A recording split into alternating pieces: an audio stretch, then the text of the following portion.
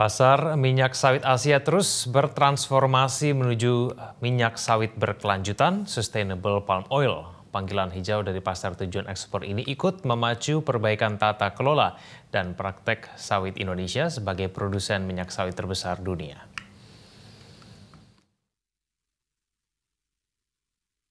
Gaya hidup ramah lingkungan dan berkelanjutan kian menjadi tren bahkan tuntutan global dalam seluruh aspek kehidupan masa kini, termasuk kebutuhan konsumsi minyak sawit dan produk turunannya.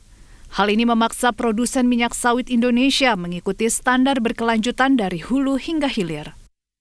Termasuk Indonesia sebagai produsen minyak sawit terbesar dunia harus beradaptasi dengan perubahan tersebut, karena 65% minyak sawit Indonesia diekspor terutama ke Tiongkok, yang juga sudah memberikan sinyal untuk menerapkan standar berkelanjutan terhadap minyak sawit yang masuk pasar Tiongkok. Perubahan tren pasar Asia kian memacu praktik sawit berkelanjutan di tanah air. Tidak terkecuali perkebunan sawit swadaya yang menyumbang 41% dari 16,38 juta hektar total luas lahan tutupan sawit Indonesia. Sejumlah petani sawit di Sumatera Utara juga sudah mengikuti pendampingan dalam penerapan standar pengelolaan kelapa sawit yang baik untuk mendapatkan sertifikat internasional seperti RSPO. Sementara untuk sertifikasi berkelanjutan standar Indonesia, ISPO masih menghadapi sejumlah kendala dalam pengurusan surat tanda daftar usaha perkebunan untuk budidaya STDB.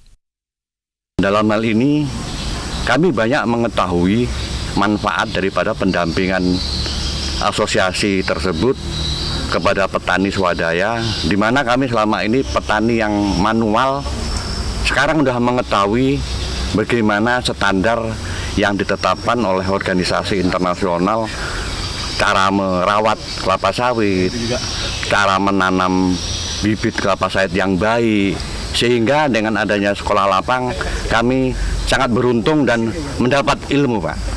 Kita masih ke arah sertifikasi sukarela, yaitu RSPO atau Roundtable Sustainable Palm Oil. Kemudian untuk ISPO yang merupakan mandatori tahun 2025, kebetulan pemerintah daerah belum siap dalam rangka pengurusan STDB.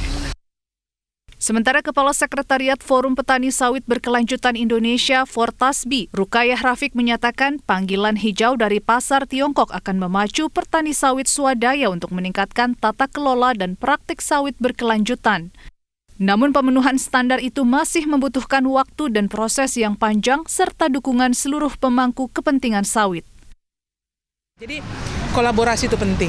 Tidak bisa dibiarkan perusahaan atau petani itu melakukan halnya sendiri, karena pemerintah juga harus terlibat, karena di dalam indikator atau requirement untuk sustainability itu juga ada bagian-bagian pemerintah. Dan hal yang lain juga pasar, pembeli itu harus bertanggung jawab, menyediakan pendanaan. Finance institution juga demikian. Jadi semua orang harus bertanggung jawab untuk itu dan berkolaborasi untuk bagaimana memastikan kelapa sawit itu memang dihasilkan dari praktek-praktek yang berkelanjutan. Direktur Perlindungan Perkebunan Ditjen Perkebunan Kementan, Baginda Siagian mengakui sertifikasi minyak sawit berkelanjutan Indonesia, ISPO, saat ini masih menghadapi tantangan keberterimaan di pasar luar negeri. Karena itu, sosialisasi dan diplomasi pasar akan terus dilakukan. Termasuk penguatan ISPO dengan insentif, seperti klasifikasi harga sawit ke pasar tujuan ekspor. Pasar ekspor terbesar kita untuk kelapa sawit itu Cina, India misalnya, Uni Eropa, dan bahkan Amerika sebenarnya. Dan mereka sudah mulai mengakui bahwa ISPO ini menjadi salah satu standar internasional dalam hal keberlanjutan perkelapa sawitan.